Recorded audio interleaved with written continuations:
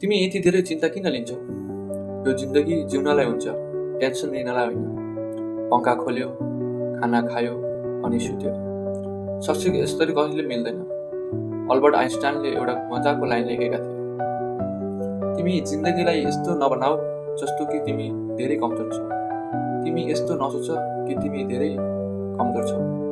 साँच्चै भनियो भने दुनियाँमा तिमीले गर्न नसक्ने कुनै कुरा नै छैन। जब तिमी सुतिरहेका हुन्छौ तब केही दूर, केही घरको कुनामा केही केटा रातभरि जागेर मेहनत गरिरहेको हुन्छ।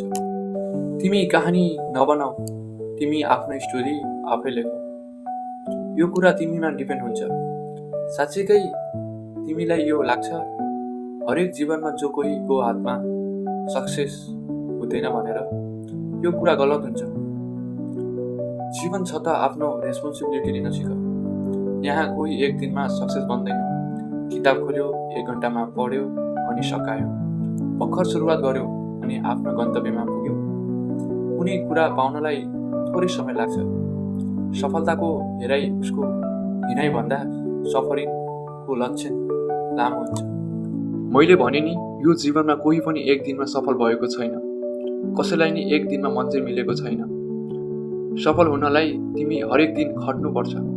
अगर जिन्दगीमा कुनै चिज प्यारो छ र अगर त्यो चिज तिम्रो सफलताको बाधा बन्न लाग्छ भने त्यसलाई तिमीले छोड्नै पर्छ। जब तिमीलाई सक्सेस चाहियो भने त्यति त तिमीले गर्नै पर्छ।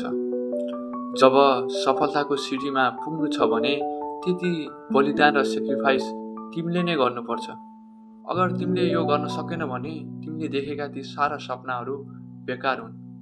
सुन, जीवनमा हिँडेको छौ भने केही त्याग र तपस्या पनि तिमीले नै गर्नुपर्छ।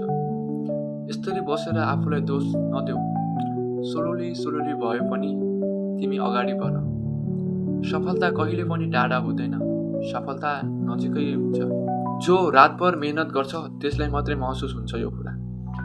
तिमी सफरमा अगाडि हिँड्दै गर, आफूलाई कमजोर नमानेर अगाडि बाटो आफ्नो कमजोरीलाई हराएर।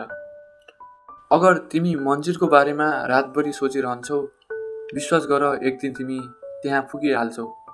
सफल हुनलाई त्याग नेसेसरी हुन्छ। जीवनमा जब तिमीलाई सफलता मिल्छ यो कुरा तिमी मजाले बुझ्नेछौ। जुन जिन्दगी 2 पलको छ, आयो गयो, त्यो मतलबै भएन। यो जीवनलाई मिसाल बनाउन सिक। के अरूसँग गुनासो, के अरूसँग रिसाउने? कहानी आफ्नो लेख, आफ्नै बनाऊ। Get out.